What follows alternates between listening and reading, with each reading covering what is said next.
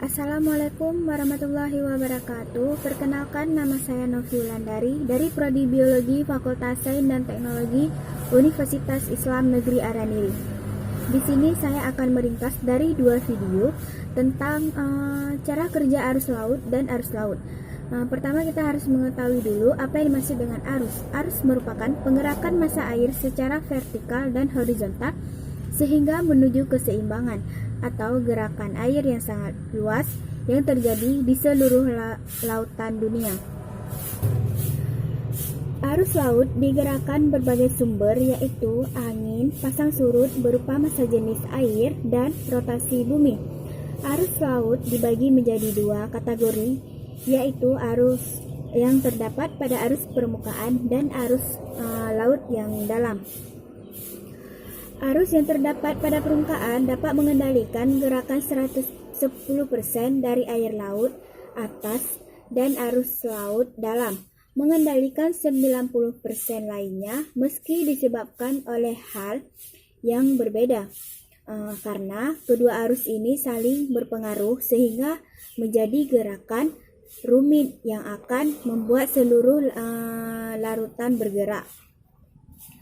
Di tepi laut, arus permukaan digerakkan angin dan ombak pasang surutnya yang menarik air bolak-balik saat permukaan air turun dan naik. Sementara di laut terbuka, angin merupakan kekuatan utama pada arus permukaan.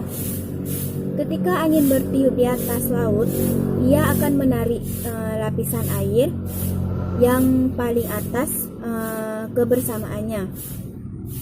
Air yang bergerak itu akan menarik lapisan di bawahnya. Pada dasarnya, sebagian besar rantai makanan di laut.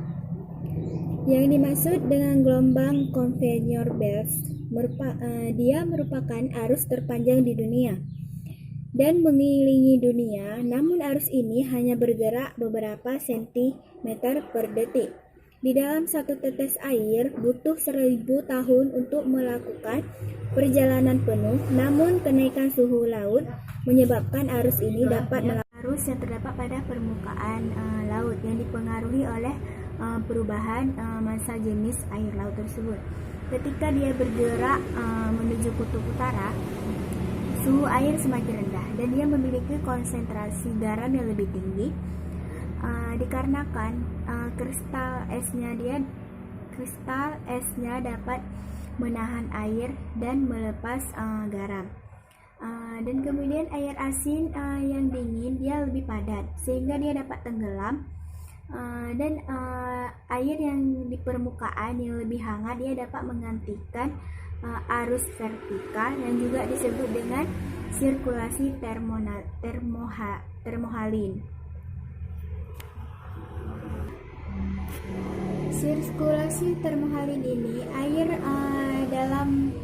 dalam arus permukaan yang bergerak yang digerakkan oleh angin, dia dapat bergabung membentuk jalur yang disebut dengan global longvenyor.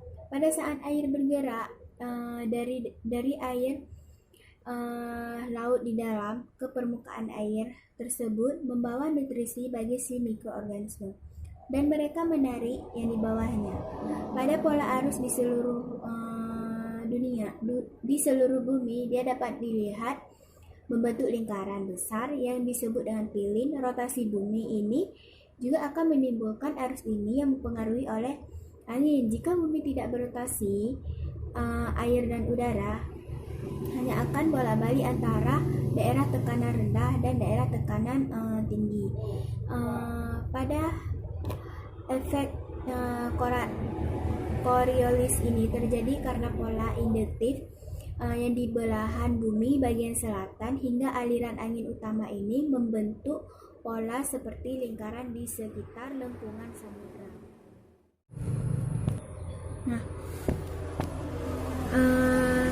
Pada setiap samudra dia memiliki sistem arus laut dan arus laut sendirinya. Karena dia disebut Atlantik dari Samudra Pasifik yang dapat menunjukkan pola umum arus laut yang berasal dari daerah ekuator. Arus laut yang berasal dari ekuator ini dia arus ekuator yang hangat dan mengalir ke barat. Ketika mereka bertemu di benua mereka, mereka dapat menjadi dua cabang yang dibelokkan, yaitu utara dan lainnya di selatan.